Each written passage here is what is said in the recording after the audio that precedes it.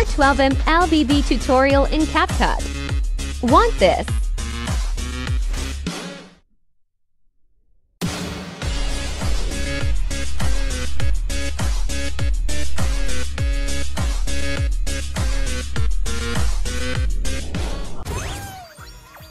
Isang matagalang tutorial naman guys, hindi na mabilis. Kasi naman 10 minutes to, ayaw nyo ng mabilisang tutorial. So ito, matagalang tutorial na naman. So start tayo guys, hanapin yung tatalon na si Chu dito. Tapos gagawin nyo, ikakat nyo yung bago siya mag-flicker papunta sa kalaban. Then sundan yung graph guys, ganito lang klase, no? Ganito lang basic na graph. So i-bitter smooth nyo. So punta kayo naman dyan sa unahan. Maglagay kayo ng mark para mapantay nyo yung kinat nyo na slow mo. So sundan nyo lang guys. Tapos para mapantay natin yan sa beat na gusto natin, punta kayo sa may unang clip nyo, then adjust nyo yung speed. So click nyo yung speed, punta kayo sa curve, hanapin nyo yan, yung custom, click nyo yung custom, then sundan nyo itong graph na to, yung curve na yan. Para mapantay natin siya, so adjust nyo lang, pa-slow mo nyo siya ng pa-slow mo. Ayan. Sumobra. So adjust tayo ulit. Malapit na, hindi na lang. Adjust ulit. Yan. Yan, ulit-ulitin lang guys hanggang sa ma-perfect natin. So yan, napantay na. Next naman, wait lang. Ayan, nakikita nyo yung pantay na yan siya. Check natin lang. Sunod, i-better quality natin para yung slow mo natin, so smooth siya. Tapos itong nakita nyo, yung pinantay natin na slow mo na yan, hindi di sumakto dyan sa ending nya. So ang gagawin natin dyan, buburahin nyo yung mga clip na yan, iwan nyo yung na slow mo na yan. Yan. So i-save nyo. So frame rate nya 60, then export. Tapos back nyo lang guys, huwag nyo yung baka magkamali kayo Yan, ganyan yung sa video, sundan yan. So undo lang ulit hanggang sa mabalik nyo lahat ng dinilit nyo. So kapag okay na, punta kayo dyan sa may gitna na yan, ayan yung naiwan kanina. So tanggalin nyo yung part na yan. So plus, pindutin yung plus, hanapin nyo yung na-save nyo, and ayan, i-insert nyo ulit siya para doble yung speed niya guys. Yan, ma-adjust nyo ulit. So punta kayo dyan sa normal, dyan na kayo mag-a-adjust. Yan, isakto nyo siya doon sa may ending ng music niyan kung nakikita nyo sa video. So 7 lang inabot ng pang slow mo. So better quality ulit. Punta na naman kayo sa pagkatapos nyan, check natin ang result naman. Yung pagkatapos nyan, isa pang clip, isa pang kata yung gagawin dito. Yan, dito banda sa unahan bago siya sumipa para pagbagsak sa beat ng sound natin. Dito guys, isasakto natin yung cut natin sa paglipad ni Chu. Dapat dun siya sa recall lang banda. So pag okay na, i-slow mo nyo ulit. Ganito lang yung gagawin nyo. Yan, sinagad ko na nga sa akin. So bitin pa rin yung video natin. Hindi pa rin sumakto doon sa ending ng gusto natin kasi medyo mahaba yung dyan banda sa pag-slow mo. So delete ulit. Yan, delete ulit siya guys. Pag okay na, export nyo naman guys. Sa pag-out dito guys pagtapos ng exporting na to, dapat yung arrow na yun yung tinuturo ko, yun lang yung pipindutin nyo after save nyo. Tapos ibabak nyo ng undo na yan. So undo delete. Yun. Pag okay na, cut nyo ulit. Yan, delete nyo yun, yung part na yun. Tapos yung na-save nyo kanina, ibabalik nyo ulit dito.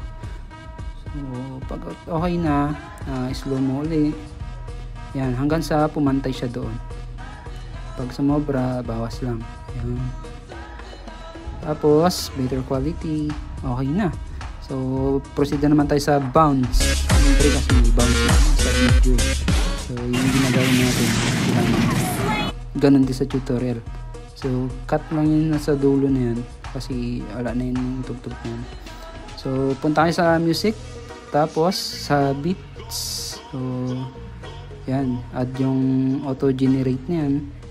So, siya nang bahala sa beat natin. Tapos, kapag okay na, so, yung beat na yan guys, panoodin nyo na maigi guys. Sundan nyo to guys yung keyframe ko. Ito yung pinaka-importante dito. Yan, keyframe. So, mali. Yan, zoom nyo dito banda. Tapos, may ano yan siya guys yung keyframe na yan, may graph yun siya. So, ipapakita naman yun. So, kapag okay na, lagay kayo ng ng keyframe sa may dot na yan. Nakapapansin nyo yung dot na yan, kung saan may dot, doon ako naglalagay ng keyframe. So, ganyan doon na gagawin nyo. Isa-isa muna para mas madali siya sundan. So, fast forward natin unti. Sunod naman, pag okay na dyan, balik sa unahan. Tapos, yung bounce na gagawin natin sa keyframe lang. So, yan. Kabilaan lang. Tapos, drag nyo yung screen pababa unti. Yan. Yung sa gitna ng keyframe lang guys, yung madadrag lang dapat Sige. Hanggang sa unahan yan, hanggang sa matapos. Sundan nyo lang sa video guys. Yan, ganyan lang. So guys, baka trip nyo naman i-follow ako sa sa TikTok or subscribe nyo sa channel ko. May page din ako guys, nakalink lang sa may bio ko. So Facebook page, baka gusto nyo. Para mas marami naman ako may share na tutorial tulad dito. Ayan, makikita nyo, may bounce na. So guys, pagkatapos nyo dito, meron pa. Marami pa talaga tayong gagawin maliban dito. So, export nyo to pagtapos nito. Next, punta kayo sa unahan. So, yung intro natin, kailangan naka-better smooth din para maganda tingnan yung slow motion. So, lagyan natin ng keyframe para sa zoom in tsaka zoom out natin para maangas naman talaga. So, madami pa tayong effects na ilalagay guys. So, pag okay na, yung graph ko guys, ganun yung gagawin nyo guys Yan lang yung talaga yung graph ko lagi guys. Wala nang iba. So, ayan. Lagay naman kayo ng keyframe. Tapos, zoom in nyo yung gitna sa pagitan ng tatlo na yan. Diba? Huwag nyo nalagyan ng keyframe yung guys, yung zoom na yan. Pagkatapos, dito naman sa bagong tatalon si Chu. So, yung slow mo rin, lagyan nyo na, i-keyframe nyo ulit. So, zoom in ulit. Tapos, yung graph na yun, yung gagawin nyo guys.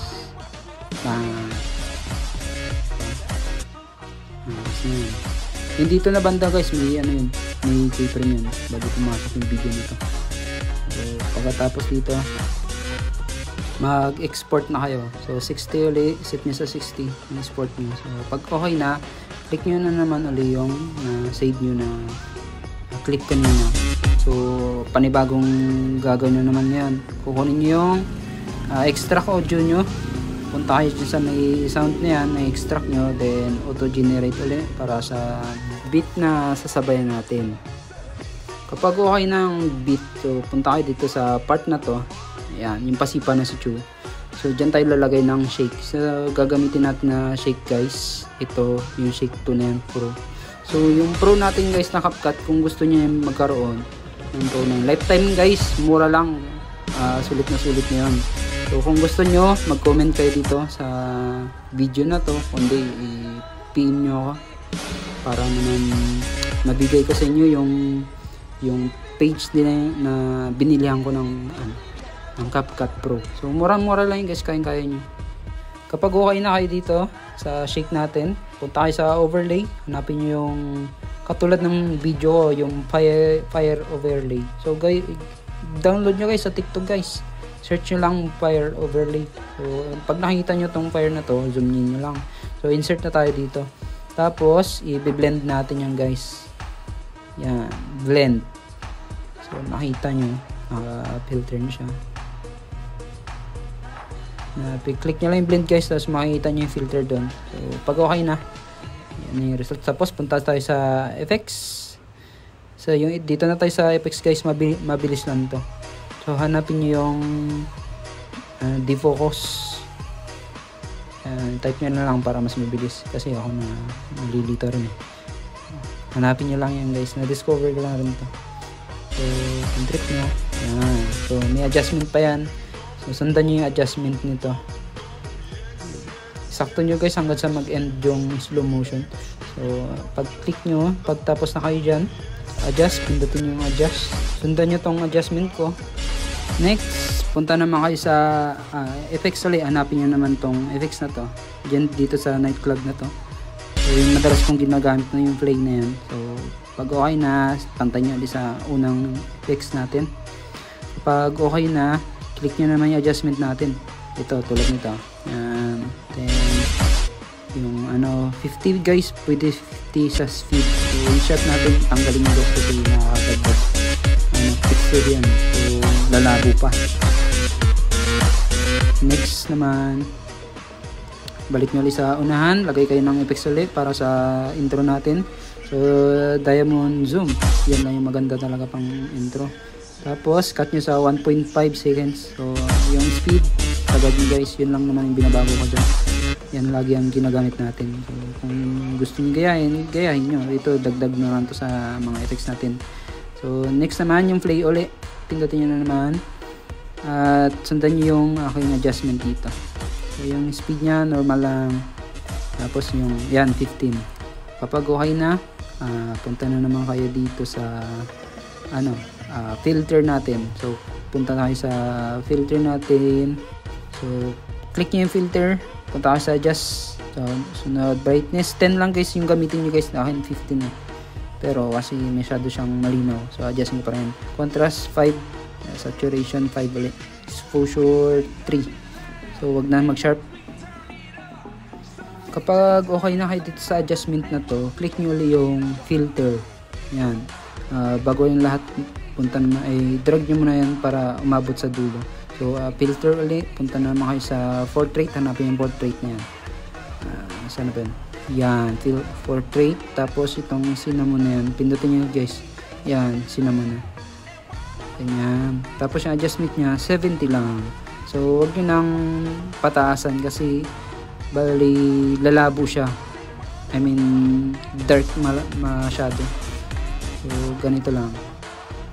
Kapag okay na yung filter nyo or hindi nyo nababaguhin, so ito yung result natin guys. Follow nyo ako guys ha. Result. Thank you. Baka naman.